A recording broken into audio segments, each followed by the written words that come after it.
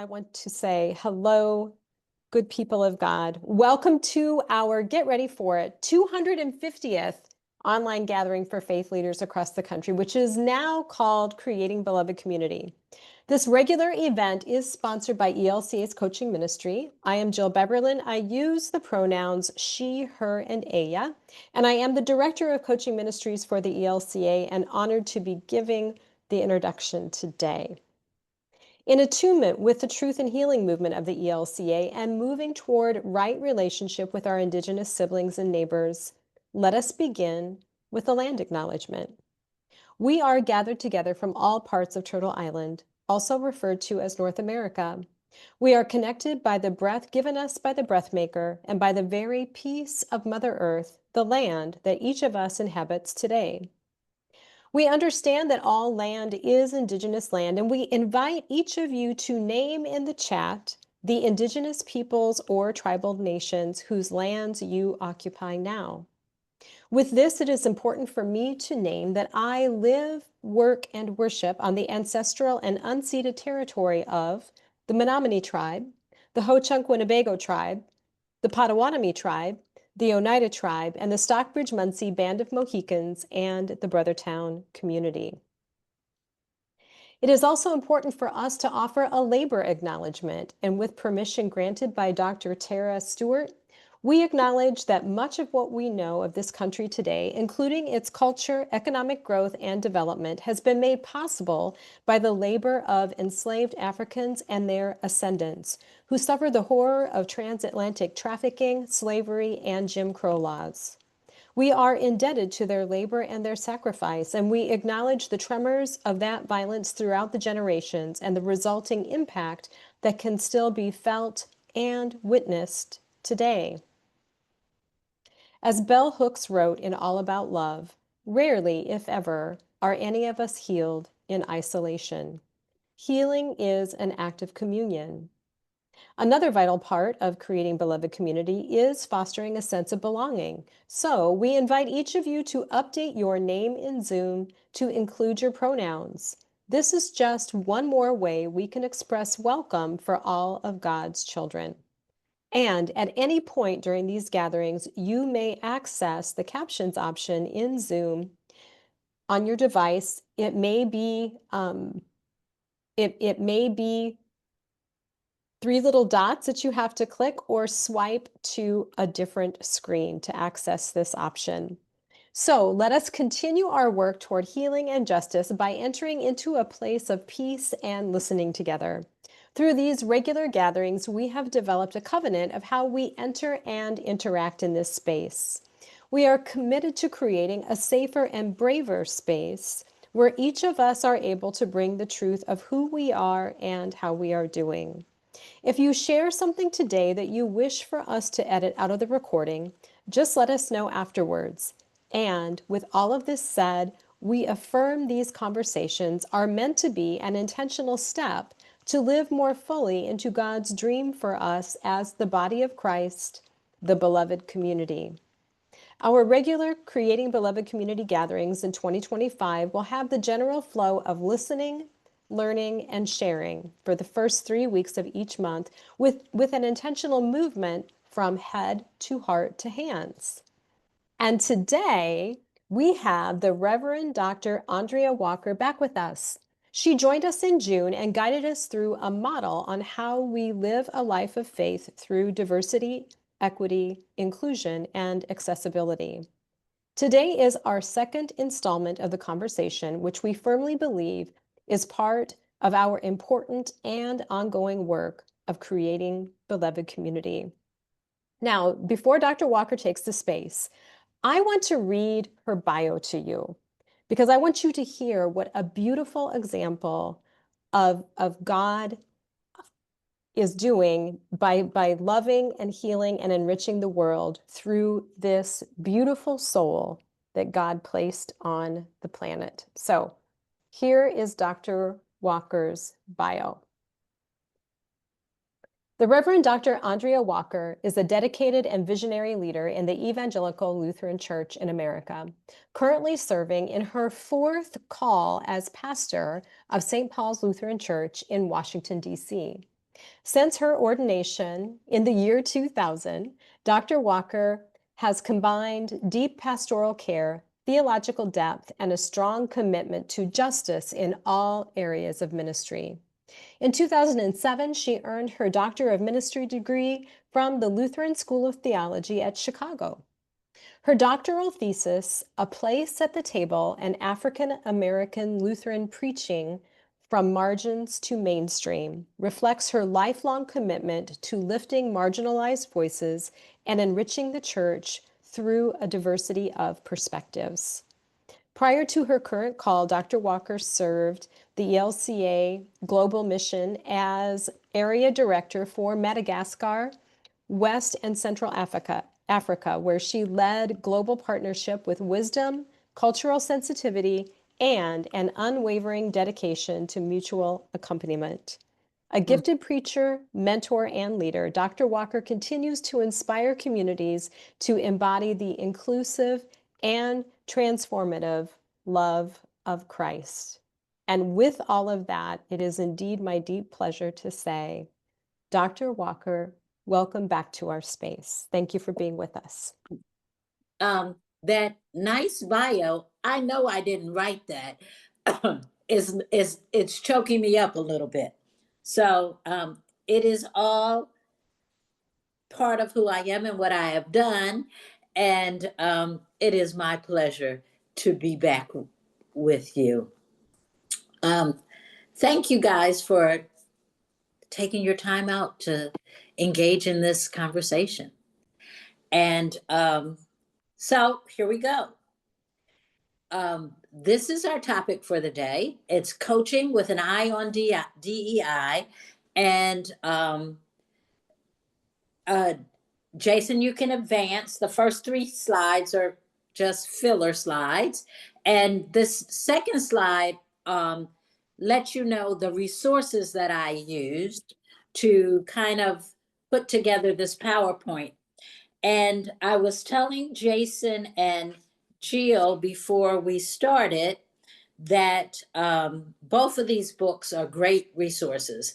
The 9 Ask, Creating Safer and More Courageous Space by Kimberly Danielle, I think her name is, and Coaching for Equity, Conversations That Change Practice by Elena Aguilar. Now, the book by Elena Aguilar, I won't do too much on that today, is geared toward educators. But an institution is an institution, and it could be tailored for the institution of the church. Coaching for Equity is something that I really recommend coaches to read because she does some hard work in here. She is of she's Latina, and she has been a coach for a long time, but she takes you through some very hard work and exercises in this book. And so I'm hoping that you will think about struggling through both of these volumes. But that's all of the introduction, and we're going to get to our prayer.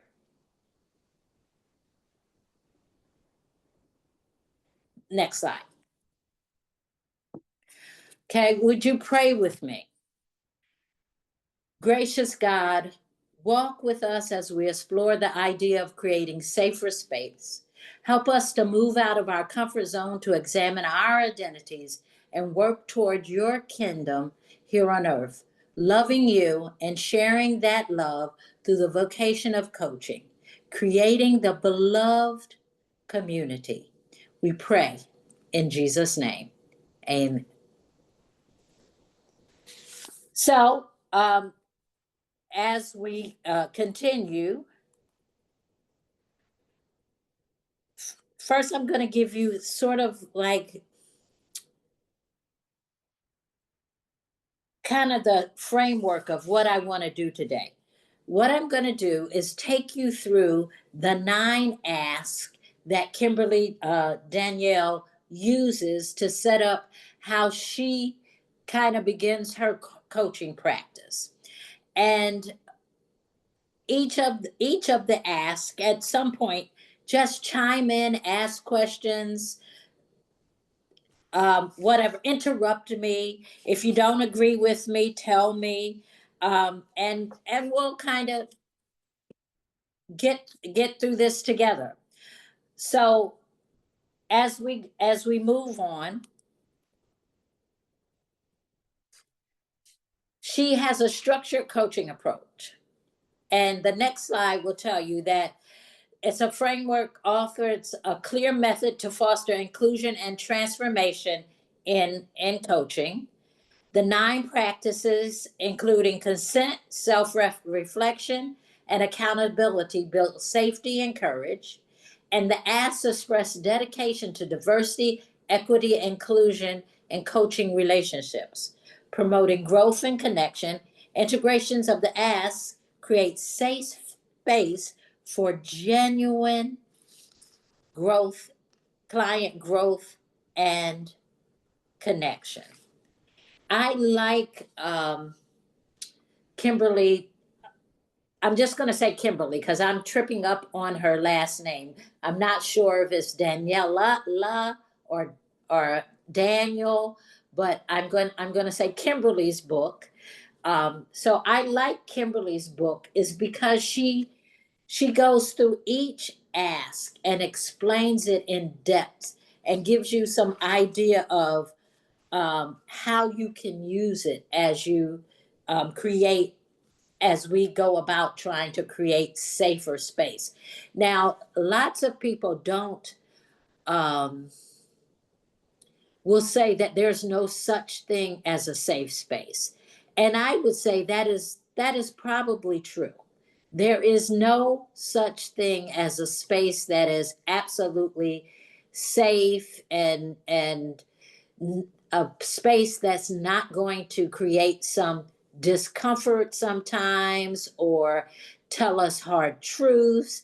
And I'd say what we want is some of that discomfort. We want to sometimes be challenged in what we think and in our views. So this is not about having a space that we are absolutely going to be protected and cozy and safe in. This is about creating a safer space where we feel honored and respected and that we can speak out the way we, and I believe that's what Kimberly wants us to provide for people, a space where they are respected, where their dignity is honored. And that's what she creates. So we're going to start talking about the first 5 asks. Okay, so the first ask is when we ask for permission. I'm going to go back for one second, because what I forgot to do is to ground us in scripture. And I'm going to go, you don't have to change the slides, Jason. I'm just going to say this. We're going to use Romans 15:7. Welcome one another, therefore, just as Christ has welcomed you. So when we are creating safer spaces, we have to remember that we have first been loved by God, and that our challenge always is to embody and participate in that love and extend that love to someone else. So Romans says it perfectly. Welcome one another, therefore, just as Christ has welcomed you. And that's how we're going to ground ourselves today, in this idea of being absolutely welcomed by God, being absolutely loved by God, and therefore attempting to embody that love and that welcome that God gives to us. And so now we're back to the first ask.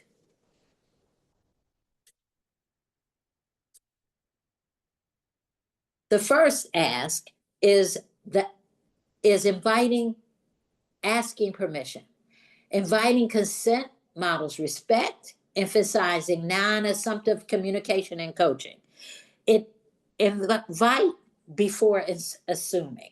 Don't assume that a person who comes to you for coaching or even just for conversation is comfortable. Sometimes it's hard. Somebody might say, "Oh, I think you need a coach." And you go to find a coach and you're not sure about this person, you're not sure about who they are, you're not sure if they're going to accept who you are.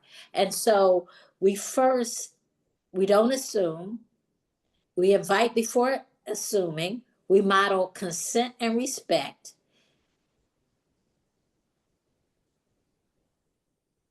And consent is an anti-oppression practice.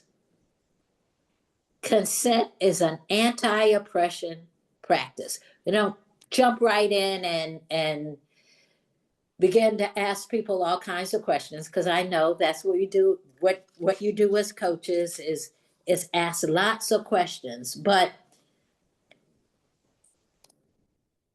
ask permission first. And the second ask is ask yourself.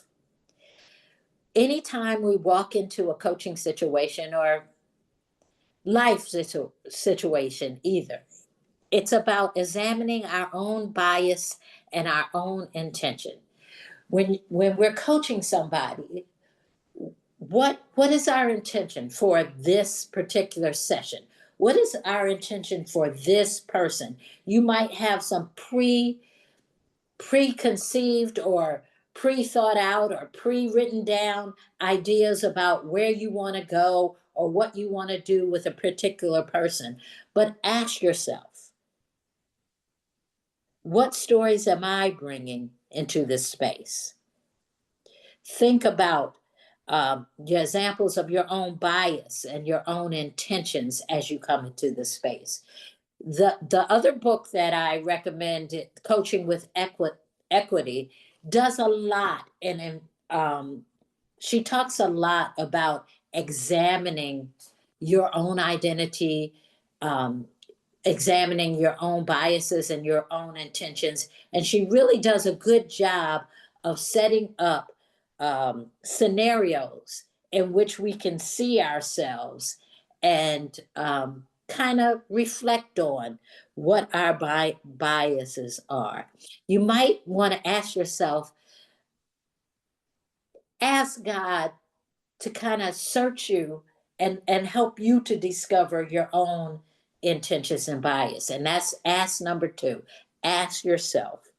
Now, ask number 3 is ask for okay, my Southern accent is about to come out as I say, ask 50,000 times. So please forgive me. So I'm asking for understanding as we talk about ask number 3. I'm asking that as I keep saying this word, that you will understand what I'm trying to say when it comes out sideways. Listen to learn and not to reply. And this is part of active, see, there you go. Active listening. Ask for understanding. And ask yourself, how might my assumptions limit my understanding? I don't know how many of you have had the opportunity to coach someone who is racially or very different from you, whether they have disabilities or whether their gender is different or their sexual orientation is different or they're racially different from you. So these things are particularly important when we're walking into coaching situations where we're different. And then the other question I might ask is, how many of you been in coaching situations where the person you're coaching is having difficulty in a place where they may not be in the majority, or they have an identity that is different than the people that they lead. And so these asks are particularly important when we're coaching in those kinds of situations. So that's coaching with an eye to DI. So now we're going to move on to the fourth and fifth ask. Ask for stories. People reveal truths and who they are when they're able to tell a story.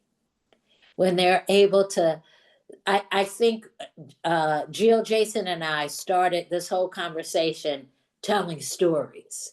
And stories are a way that you can get to know your client and your client can get to know you. So ask for stories. Storytelling reviews truths and fosters connection through shared experience. And stories help with a sense of belonging. So that question is, what story shaped your understanding of belonging? And so we tell each other stories to get to know each other, to be in community together, and to foster this sense of story. And so I know you guys have some good stories. So remember to ask for stories. The fifth ask is ask for accountability.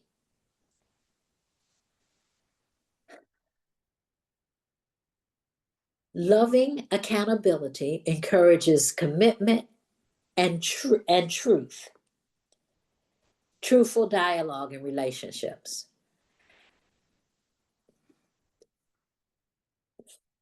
So how do we hold each other lovingly accountable?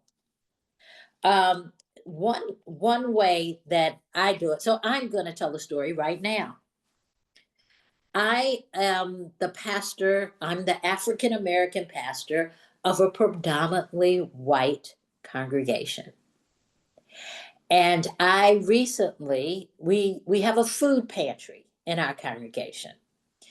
And one of our members of the food pantry ministry, who comes and picks up food, joined the congregation.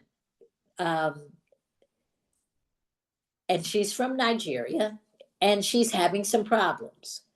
So I have one of the members of the congregation who has a heart for people, has helped this person tremendously.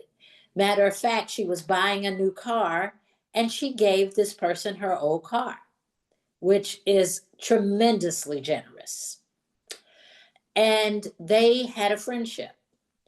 Well, the person in my congregation, both of them are members, and one of them finds themselves in need of housing and is on the verge of being homeless. Well, the other member of my congregation has the resources to, what she wanted to do was buy her a condo. And she told this woman, "Oh, I'm going to buy you a condo," without talking to her husband and talking through or working through what that would actually mean.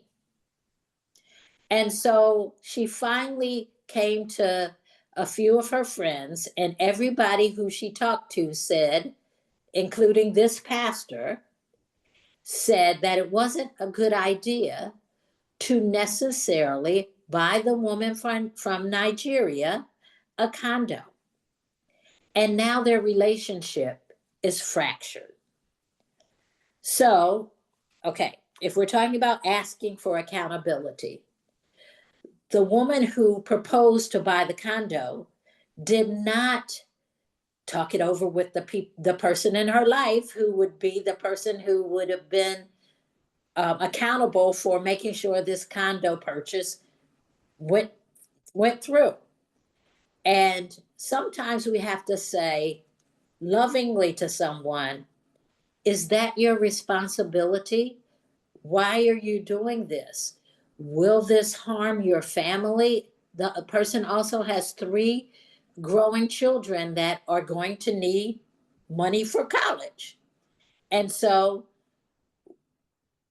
do you take the money that you're going to need for your children and buy someone else a condo? Is so I had to be in the position as the pastor to ask her questions about, are you sure you want to do this? What are the consequences of doing this? Have you talked to your husband? What about your children? How does this affect their financial future? And the more questions I asked her lovingly,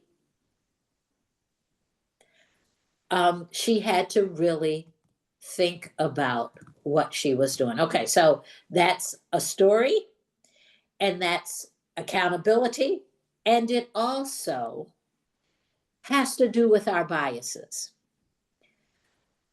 So when we're in a coaching situation or life situation, what are the biases that we bring? One of the biases, and I asked the person who was going to supply the condo, what were the biases that she was bringing to this?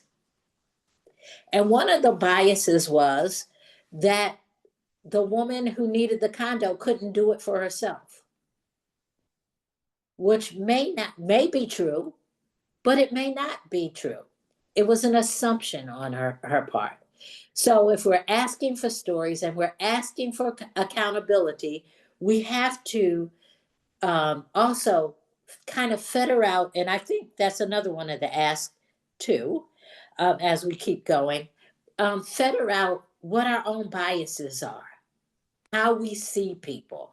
And the Coaching for Equity book does a really good job at kind of digging deep into our own identities. Okay, so we're going to skip the next slide, and we're going to go to the final 4 ask.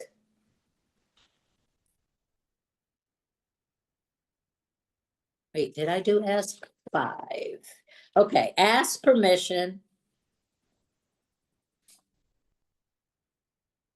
ask for accountability, yes, and now we're on ask 6.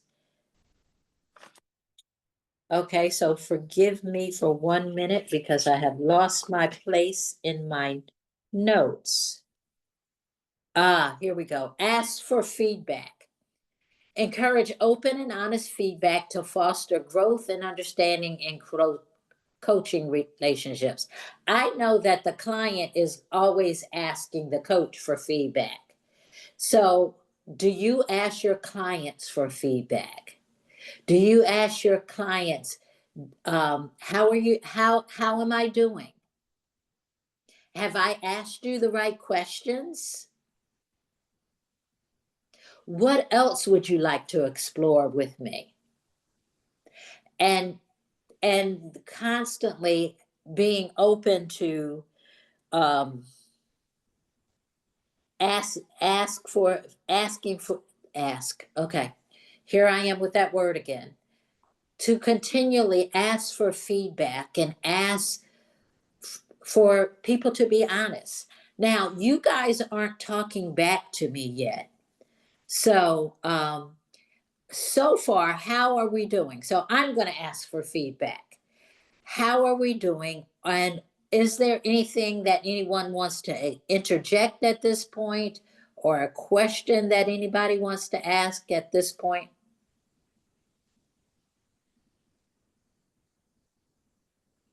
Okay, well, that's my way of asking for feedback. So the next ask is to ask for support. Promote offering and receiving support to build trusted and empowered coaching communities. I don't know if you ever coach in groups. Do you ever coach in groups? And so if particularly in a climate where we're coaching in groups and there's more than this one-on-one, you might have to ask, hey, would you help me explain this? Or would you help me do this? And I think even whether we're doing coaching one-on-one, whether we're coaching in groups, whether we're doing presentations, it's always a good idea.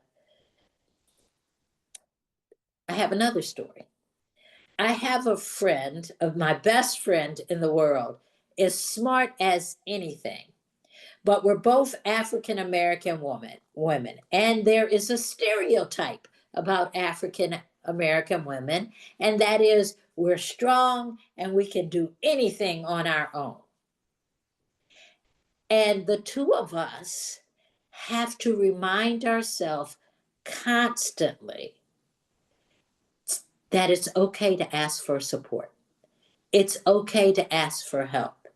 She is packing up and moving from one place to another, and she's like, oh, this is overwhelming. It's a lot for me to do. And I'm like, have you asked anybody to come help you? And we don't live in the same place, because if we did, I would have gone to help her. But have you asked anybody to come help you? Oh, okay, I can do that.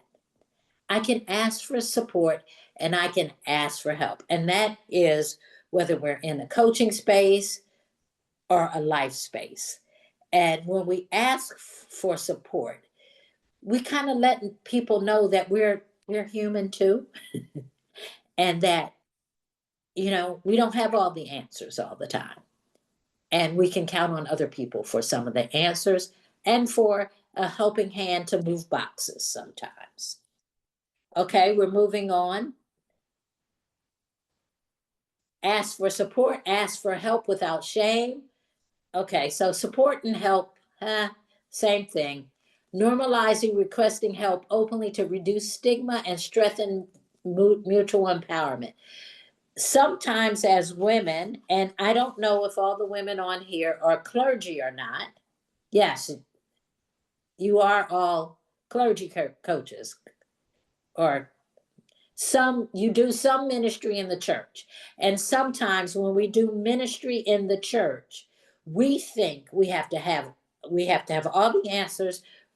When somebody asks us a question, we have to get the job done all by ourselves, and we can't make mistakes. And so that brings us to asking for help and ask for grace. Not only do we extend grace generously to cultivate compassion and reliance in coaching spaces, but we also can ask for that grace too. Grace is a free gift from God and is available to all of us. So we can't be afraid to ask.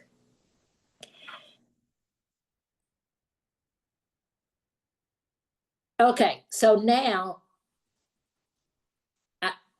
I don't know if I've explained these ask well enough, but now it's time for you to ask me some questions, and we're going to keep going. So we're going to talk about application and integration. So the 9 ask is a way to, okay, I'm going to,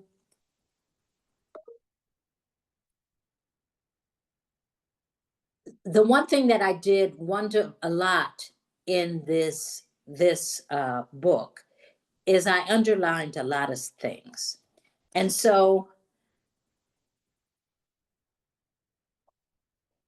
I'm going to, what she does in this book is, as she talks about the ask,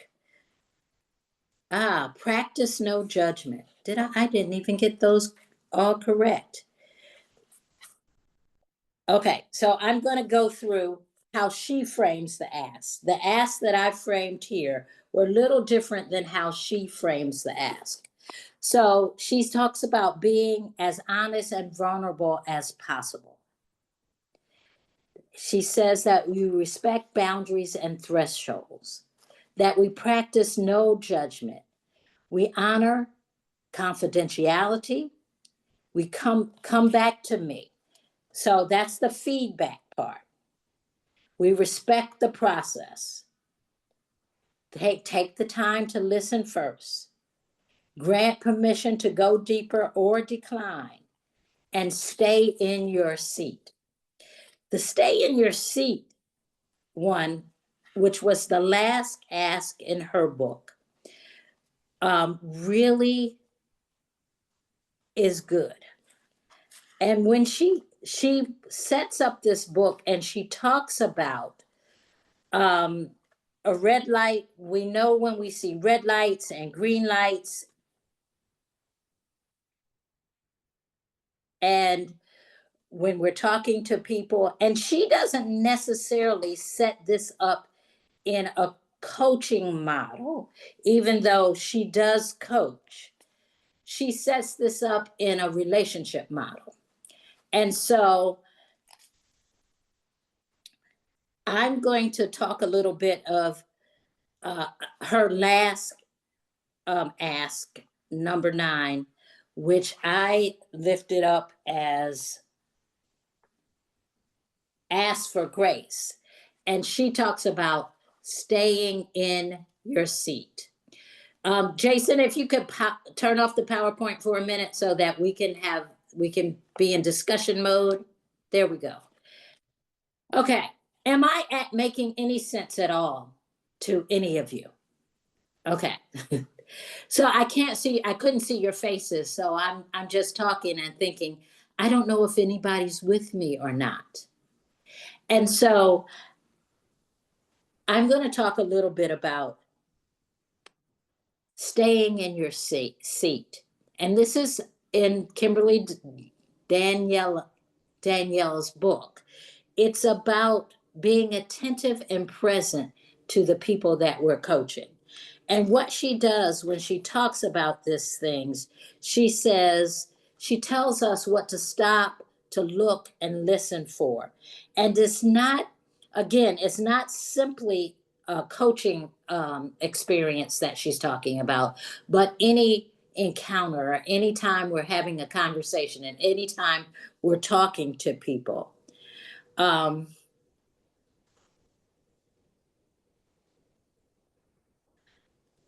And we have to make sure if people are disconnected and if they're with us. And so that's why I wanted to see your faces, because I'm trying to be both attentive and present in this time. And looking at a PowerPoint sometimes does not do that.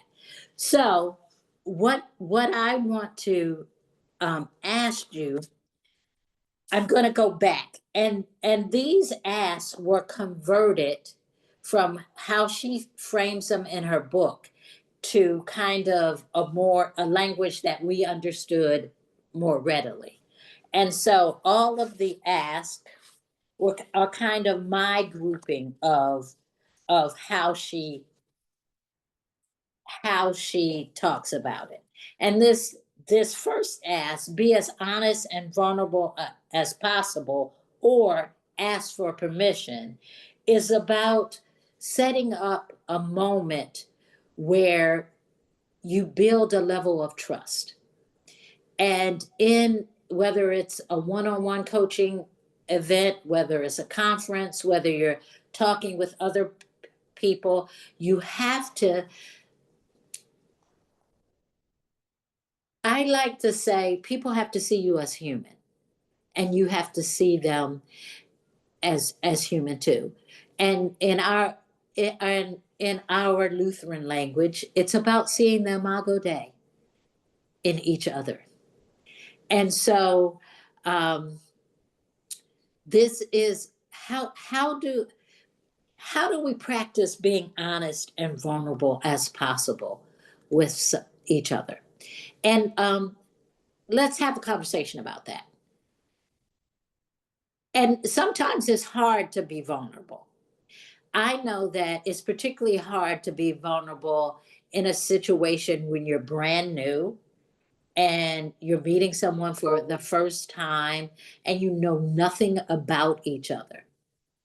And then there's somehow you have to cultivate this idea. So I'm going to tell you another story of something that happened to me recently that disturbed me. And it was sort of a microaggression towards me as an African American.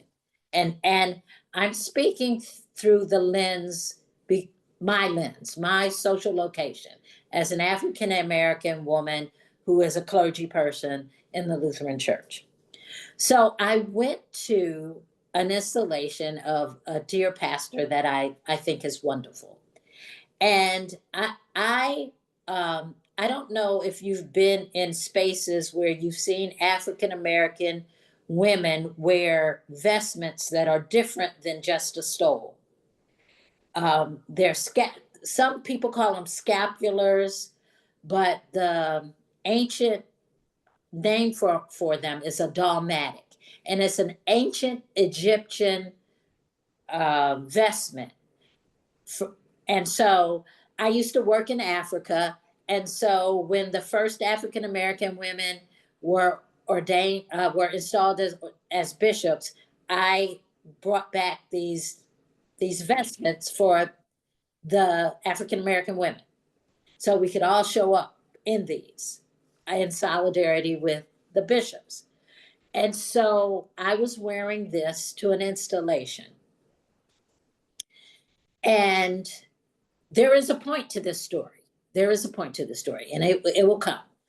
And so I walk in, and it's African cloth, and it's very colorful. It's the colors of the day. The background is green, so it's, it's the appropriate liturgical color for the day, but it has all these other bright colors on it and a big gold cross in front. And someone came up to me and said, "Oh, that's so beautiful." And they started touching it.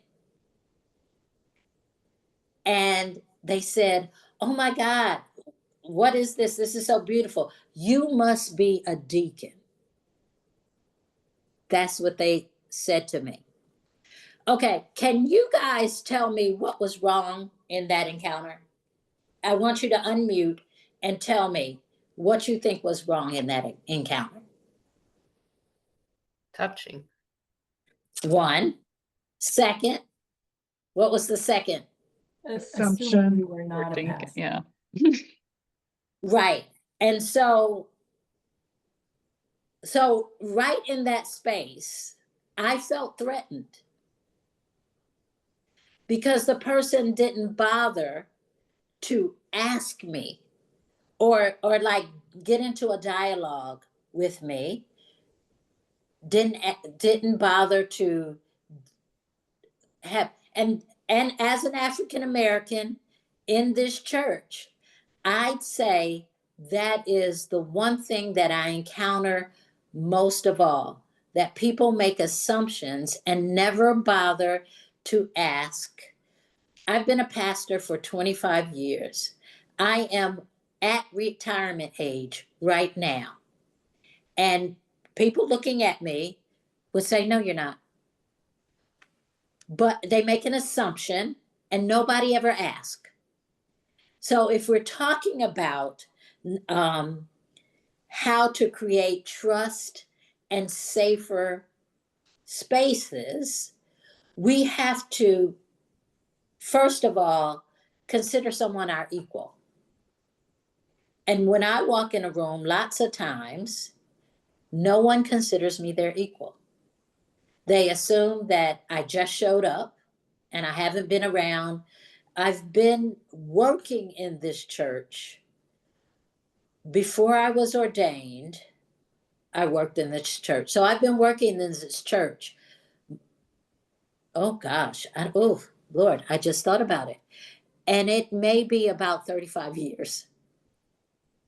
So we have to try to be honest and vulnerable.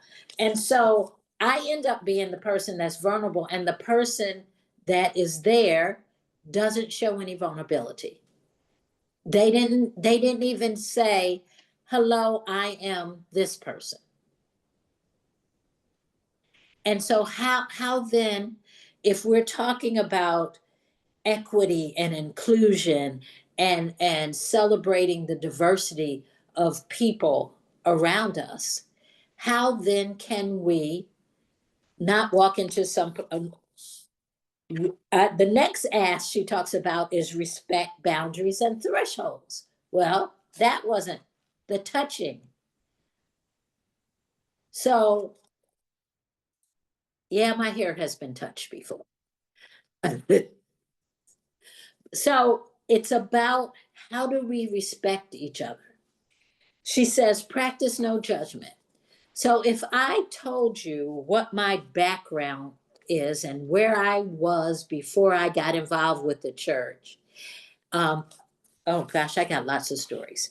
Practice no judgment. Okay, so I'm the coaching client, and I come to you and I need help because I'm an African American pastor and I'm about to be sent to my first predominantly white congregation.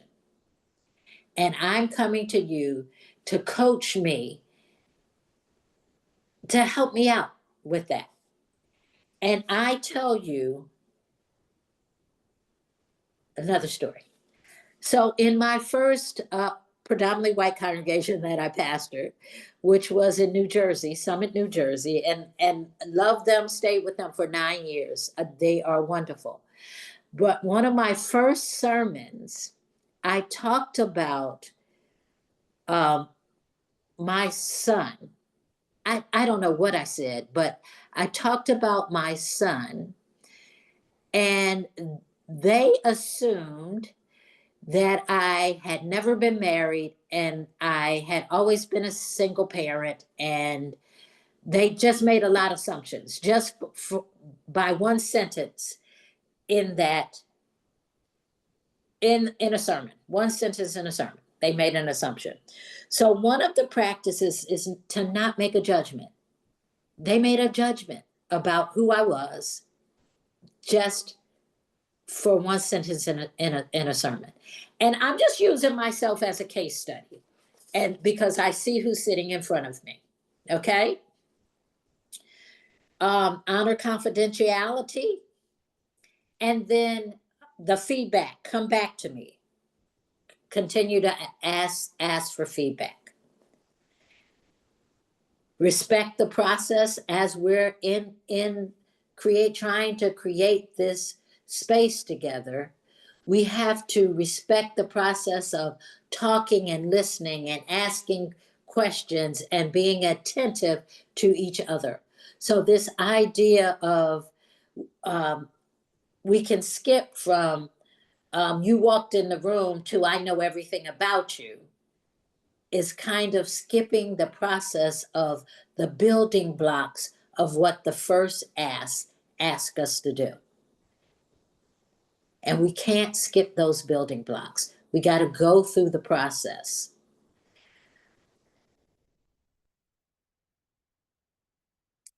Take the time to listen first. How do we listen to one another? Okay, Jill, this is a quiet bunch today. How do I get them to talk to me? Yeah, so I raised my hand because I love this setup, and I love that you are reinforcing that the first ask is for permission. And coaches in this space, I hope that you are hearing coaching agreement behind all of that, which is one of our crucial steps in coaching. And the other thing, and this conversation is going to make sure that I add something additional into the coaching agreement. And Jason, as we continue to conduct our basic skills class, we may want to add something to the point of how do you feel about entering a coaching relationship? Because here's the other thing, that story that you told, Dr. Walker, reminds me of the number of times that people come to receive coaching and it's been recommended by someone. Right. Which is coming from a space that can bring an energy of being diminished, of you are less than, and we need to grow you to something different out of deficit versus the energy of potential, right? Which that brings something completely different. So inviting the person that you are going to accompany to name how they feel about coaching just point blank is the place to start. And that sense of permission to not assume, and I heard you use that term a lot, that they're excited about it. I mean, just because I've spent a lot of my life being excited about coaching does not mean that everyone comes with that natural leaning, right? So there it is. Can you guys talk to me a little bit about some of the most difficult coaching moments that you've had, and what they look like, and who has coached someone that's entirely different from you, so very different from you? Talk about it. I need a story. Go ahead. I think that's Jen. You want to tell us a story? You got to unmute. Sure, sure. Um, well, I have coached a professor who is a woman of an a woman of color, and she has talked about microaggressions or not being considered for leadership positions. And what I worked to do was listen, and affirm. But I did find it hard because I don't, number one, as a coach, we don't give advice, we don't talk, we don't tell or talk. And because I don't know her context or situation, all I really could do was just listen and affirm. And sometimes I felt like maybe that wasn't enough or wasn't what she really needed. Mm-hmm. Yeah. Yeah. Thank you. Thank you. Have you, and I'm gonna, I may push some buttons, okay? But bear with me. Have you checked your own biases and your own assumptions? And I don't know, was she African American or Latino or Asian or and so each one of those groups, there's a different cultural nuance to who they are and their identity. And so this book, Coaching for Equity, has some exercises in it. It's geared toward the educational system, but it has some exercises in it that helps us kind of name our own identity and our assumptions, and helps us to be able to coach someone who is different than we are. And so I really do, just with the recommendation, I'm going to give a warning. This was some of the stuff that she talks about and puts you through was so hard that I had to put the book down for a while. And I know the stuff in that she was talking about, but some of it's so hard that I had to put the book down. So what I would say is pick the book up, read as much as you can, put it down, and then pick it back up again. And I think this would be very helpful as in your coaching practice to kind of dig a little deeper into your own. And that's what she does. And so that's what she had me digging a little deeper into my own identity to be able to help those who were different. And so all of us have different identities and different backgrounds. And so I don't know how hard it'll be for you, but I will say I recommend it. And so one of my sayings, and this is I say to my congregation a lot, is that there is no resurrection without crucifixion. And so she may crucify you, but at the end, you come out with knowledge and better practice. And so, and to be honest, I told Jill and Jason this, I was going to lead with that book today. And I had planned, I had done a PowerPoint for that and everything, but it was too hard. And so I said, okay, I'll enter into the 9 Asks, which is a much easier, gentler way to get to some of the things that she also does. But we can do hard stuff sometimes. And thank you for that. I realize it is up to me to do my own work. And so Yeah. I've asked for that book from Jill. So Oh, good, thank good, you. good, good, good, good, good. Okay. Now her ask number 7 is take the time to listen first. And I know that's what you do in all your practices, because you got to find out who the person is and what they're about, and what they're coming to you seeking. And as Jill said, sometimes people don't even want to be sitting in front of you, but they've been told that you need coaching. I think somebody said that to me once. And I did. I got an executive coach and they were helpful. I probably would have preferred someone who had the same faith lens as I did, which is not what I got. But I think I would have preferred that. I have since had coaching from other people and with the same faith lens as I, and that is so much more refreshing and helpful. Okay, Tammy, you had unmuted at some point. You got a story for us? It's just basically about language and Okay. the importance of being aware of cultural language differences. Yeah. Working with an African American group of folks, and we were in a period of brainstorming about ideas. And in one of the conversations, Tammy, in her non-conscious presence, I guess, said, well, what about a picnic? And I got quick information and learned very quickly that it maybe was a barbecue instead of a picnic, and what actually happened at picnics in our history. And so, so it was that whole sense of recognizing the differences in language and what it means with different cultures. You know, it's funny because not in every African American setting would someone have called you on that word. Um, because some of us don't even, know our own backgrounds.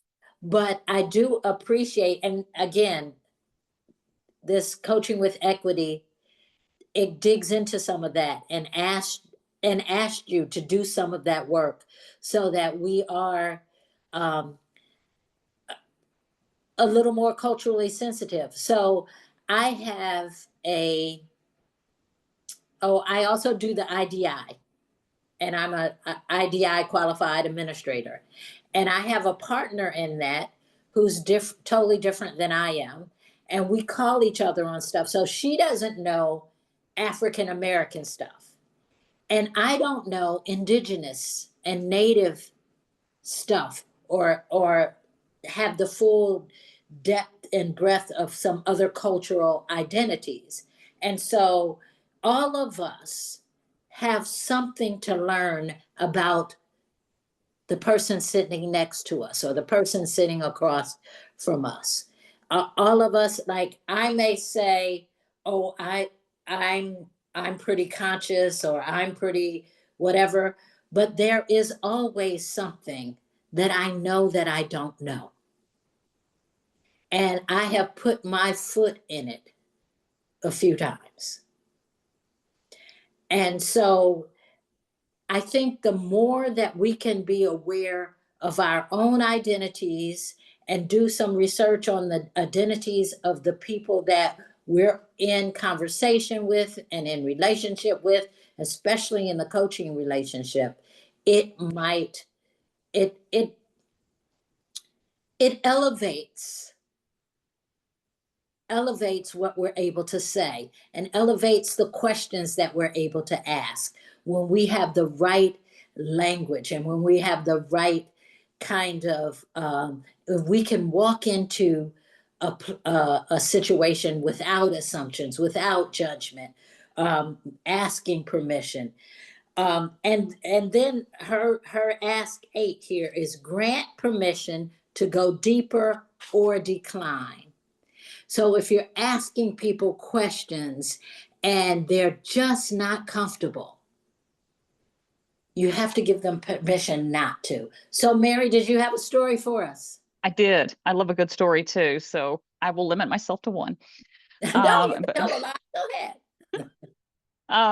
I've been really thinking about this from a lot of different lenses, and I very much appreciate the reflective approach, even for us as coaches, with that emphasis on asking for permission, looking to boundaries, of course, considering our own biases, but then also that idea of grace coming in here. So my story, I was coaching this fantastic human being, an African-American woman, and we seemed to be very similar though in most cases. And so we were really gelling and had that connection, right? We had similar academic backgrounds and passions and interests. In the middle of one coaching conversation, she said something that had happened in her life that, coming from my background, my experiences, it stopped me in my tracks a little bit. It was just a different cultural experience. And that, and I know it happened because I reflected on it, so I would be a better coach for her moving forward. It prevented me then, because of my concern for saying something or doing something that might offend or might not be the right thing, right? So I started to rethink everything, and then was just, going into that paralysis basically, which did us no good. And so I was like, what are you doing here? So the next time we got together, I was asking her the permissions. I was getting down into that space, but letting her really lead it and letting her be open, and reflecting on that. And it was amazing what happened, but I had to be careful in that moment. It could have gone a completely different way, right? And it would not have benefited either of us. So it goes back to that extending grace to myself too, That grace is the stay in your seat. Yep. That grace is the stay in your seat that Kimberly does in her book. It's that moment when you have to say, I can't react to this. I need to be present and attentive, but I really can't, I don't know how to react to this. And that is that piece of grace and that stay in your seat. Don't try to react in a certain movement. I don't know, what the situation was or anything, but we don't know if you can step in it. But sometimes stepping in it may cause more harm than good. So, I mean, if it's a light, your toe in it, that's okay. But if you got your whole foot down in it and it is mushed and your sneakers are all covered, that might not be so good, Yeah. And I And think that's where the coaching parameters and this listening really help, right? yeah, Because it's that moment to kind of tell yourself to shut up for a little bit, right? And just be right, there, be present. Don't be right, perfect. Don't worry about all that. Be there, be with the person, and just right, stay with them. right. That intention, that's why that's why my feelings were hurt. I was saying earlier that someone told me that I should not be a coach, that I should be a spiritual director, and that hurt my feelings because I want to go get my coaching credentials. And so, but then I was told by Tammy that the two go together really good, or Jason. And so what I love about this idea of coaching is the active listening. That's what I love. And I think that this 9 ask and the coaching with equity both have a big emphasis on, are you listening? And then when you come, she tells a story in coaching with equity, and I'm just going to brush the edges of the story of this young teacher, because that's the field she's in. This young teacher who wants to be of help in a predominantly brown and Black community. And she has no idea of the culture or anything. And she has an assumption that these kids can't learn. So she's not teaching them or doing with them what she would do with someone else. And so in this coaching, the coach comes in and instead of calling her, like the coach has to reflect on her own biases, because she's a Latino woman, and she gets angry when she learns about, her ideas of what she thinks or what she assumes. But she can't stay in that. And she has to continue to listen and continue to ask questions and ask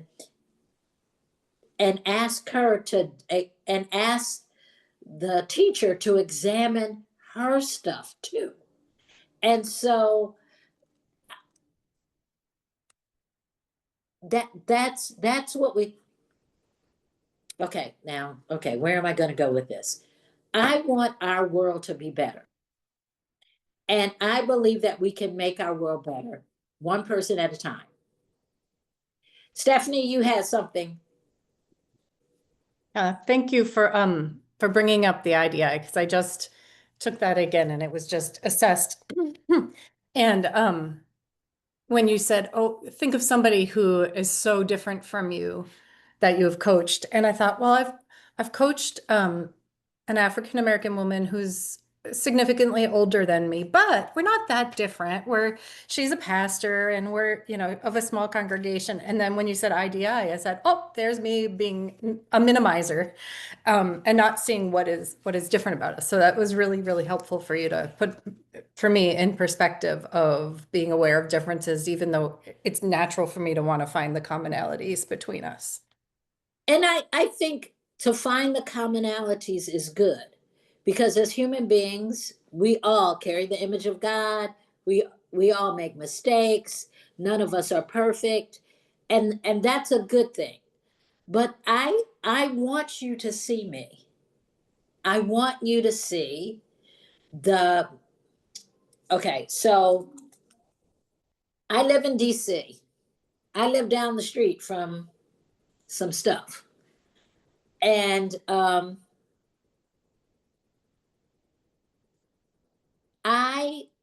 I was saying that I want the world to be a better place. And I think that we can make the world a better place, one person at a time, one relationship at a time. You cannot not have me believe that. I do believe that. And because I am privileged to pastor in the place that I pastor, I see it all the time. I know the effect that being in relationship with an African American woman who's not the poor woman from the food pantry, or the person on the street, or the person you think that's going to rob you, makes a difference for the people in my life. And it has made a difference for a lot of people. And I think that when we do our best, I really do. I told Jill about this book, and I think she read it. I really do believe that this book helps us not just in a coaching situation, but in situations of relationships and mother to child, even. And she has some examples in here of dealing with children and talking to children. She has all kinds of examples in here. And I I have another story. I have, he just turned 8, an 8-year-old in my congregation, if I can say this politely, would be considered a hellraiser. He can't sit down. He pushes, he does, but at the core of him, he is the sweetest person. And so at one point, I had a box of quarters in my, there goes my Southern accent, quarters, right? Quarters in my office that I said every Sunday, if you sit down and behave, and we have a children's corner in our sanctuary. We have a huge sanctuary where we have a children's corner where we don't put the children out of the space, but they stay in the space throughout the worship service. If you don't have anybody scream the whole service, I will give you a quarter. So we did that for a while until he actually thought it was normal to act nice in church. And we had a rally day, a special day, a rally day, and he brought a girl from his neighborhood to church, and he introduces me as his buddy. So this little hellraiser who is running around and his mother can't get to sit still thinks of me as his buddy. And so I do believe that if we treat people like they contain the image of God, and I know you guys do this, these books and this stuff that I'm talking about are just tools to help you reflect on your own identities, reflect on your own biases, and to remember that you are allowed to be vulnerable with people too. And so in the coaching moment, I know you're the coach, you're in charge, and you're asking all the questions. But every now and then you can interject who you are as a person. I think that's fair. Jill, is that fair? Am I telling them to do something wrong? I really love and appreciate that you are asking how that aligns with the competencies and standards and ethics that we adhere to with the International Coaching Federation. And it absolutely does, because you are inviting us to show up authentically who we are as coaches, and ethically we're called to do that. And at the same time, it's paramount that we always remember that the person that we are accompanying in coaching is the person that we're granting agency to for all the things, including the agency to show up exactly and realistically and truthfully who they are in that moment, and to also name who they dream of being, right? And the other thing I want to say, Andrea, is that all of this reminds me of one of the tenets that we stand on in coaching, is that we don't look at people as something that needs to be fixed. Mm-hmm. It's a very different energy again if we think about ourselves as always evolving more and more into our God-given potential, or into the Imago Dei. Yeah, that's exactly. Right? And again, what a difference. And the world will tell you, this is wrong with you, that's wrong with you, this needs fixed, that needs fixed. And we bring a distinctly different lens. But again, when somebody is told you need coaching, it's usually because the person who is telling them you need something fixed. You don't know how to do this, or you're not presenting in the right way, and you need to go to a coach to help you fix that. And that's what people think. And it's really refreshing to know that that is not the intent of coaching. This idea, that used to be my prayer all the time. God, help me to be who you would have me be. And I probably prayed it too much, because I think I am. unapologetically. So I'm going to ask another question that has to do with bias and identity, but you guys have heard of code switching, right? And so when you have a person of color in front of you, it will be a while before you break down so that they are communicating authentically and not code switching with you. And so I think you're nodding your head, Jen, so I bet you could tell when that happened in your relationship. If you pay attention, you can tell when that happens. I don't code switch anymore, because I've prayed, God help me to be authentically who I am. And for whatever reason, it happened. So I just have a couple of questions for you guys to think about. And I'm not going to, you can answer them. You don't have to answer them. And it's just, they kind of go with some of the ask. So if we're asking of ourselves, and we're in a state of being honest and vulnerable as possible, that has to do with our own self-awareness. And so we asked ourselves, what biases or assumptions am I bringing into this coaching relationship? How does my identity shape the way I coach and respond to others? What emotions arise when I engage in equity-focused coaching? What emotions arise when I engage in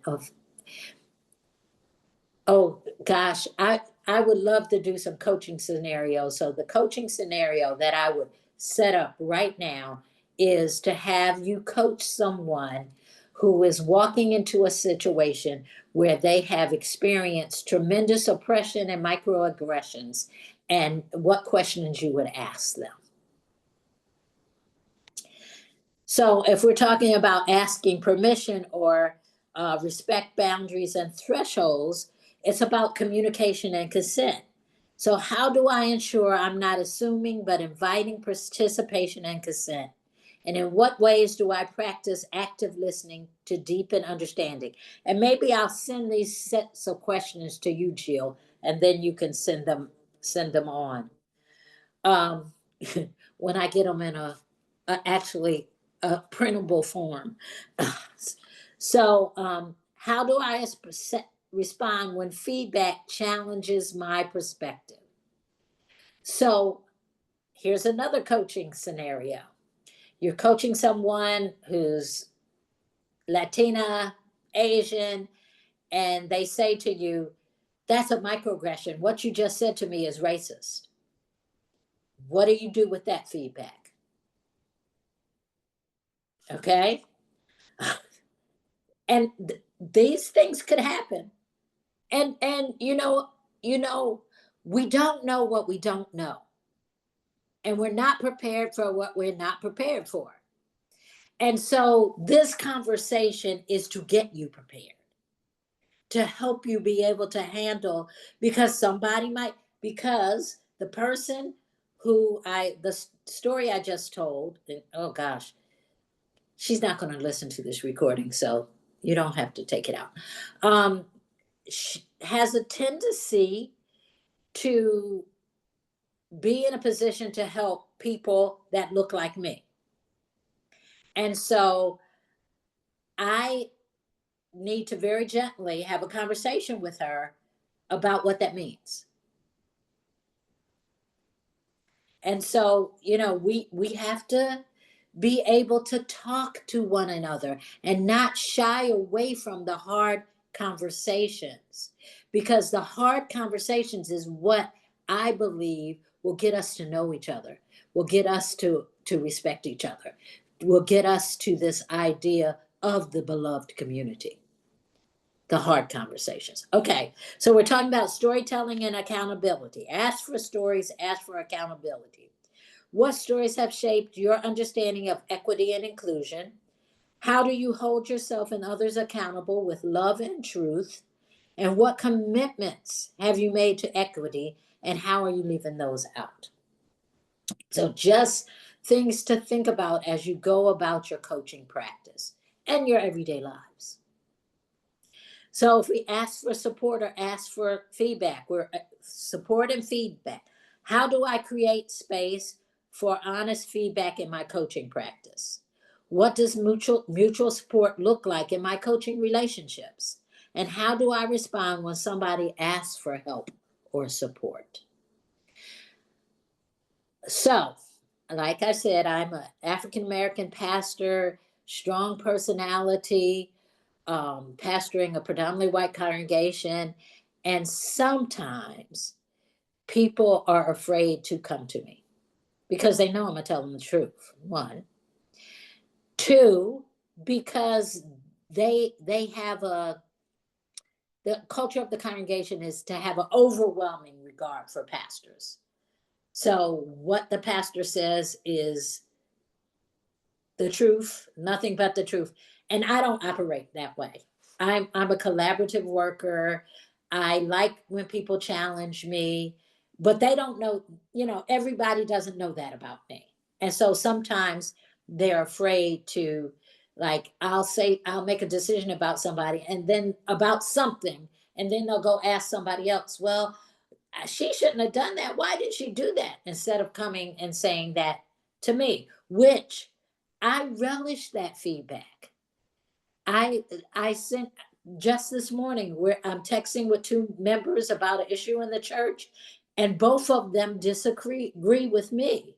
And I'm like, okay, we'll do it your way.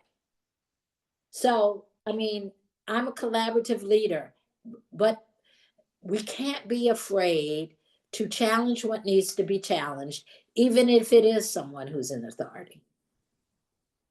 And in a coaching situation, you have to give the people that you're coaching permission so that you can get honest feedback, because you're the one in the position of power. And sometimes they may be a little hesitant to say, well, no. Or why are you asking me that question? I don't think that question is appropriate.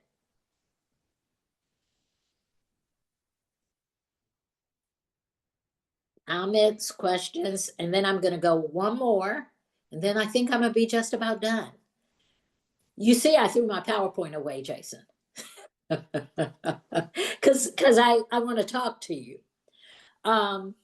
So we talked about grant permission to go deeper, this idea of grace and asking for help.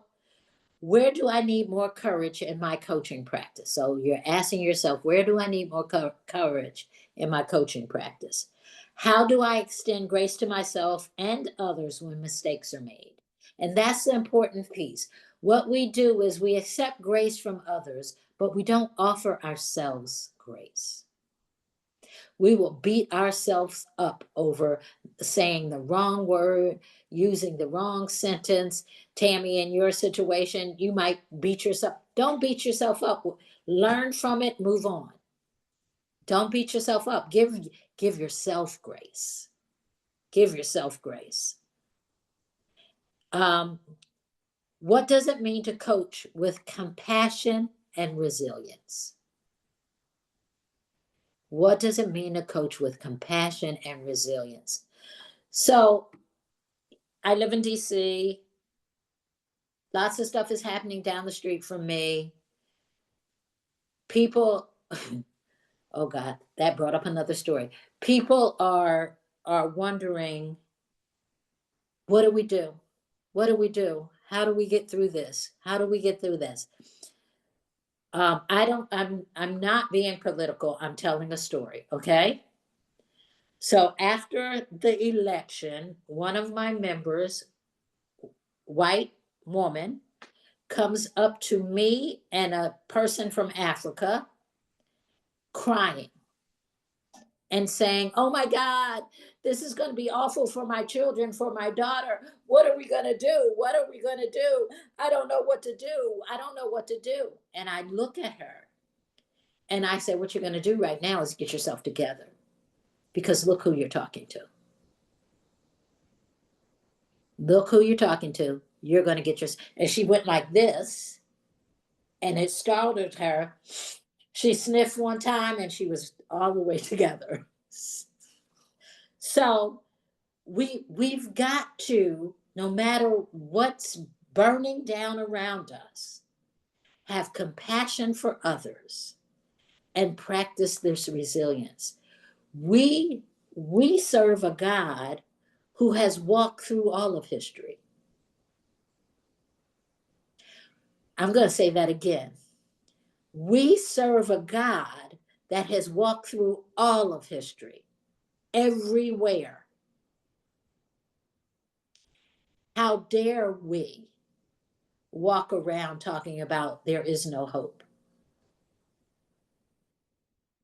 How dare we? So you are ELCA coaches. That means you believe in this triune God, that you do ministry with people. How dare we walk around acting as if there is no hope? So what does it mean to coach and live with compassion and resilience? And I think that I just want to hold that up. I just wanted to hold that up. How does my faith inform my commitment to equity and justice? In what ways do I honor the Imago Dei in each coaching interaction? And how do I balance spiritual values? Tammy, this is your part. Spiritual values with the need to challenge systemic inequities. That's what I want to learn how to do. That's what I want to learn. How I balance spiritual values, because sometimes I just want to scream, with the need to challenge systemic inequities. Questions, comments, I'm done.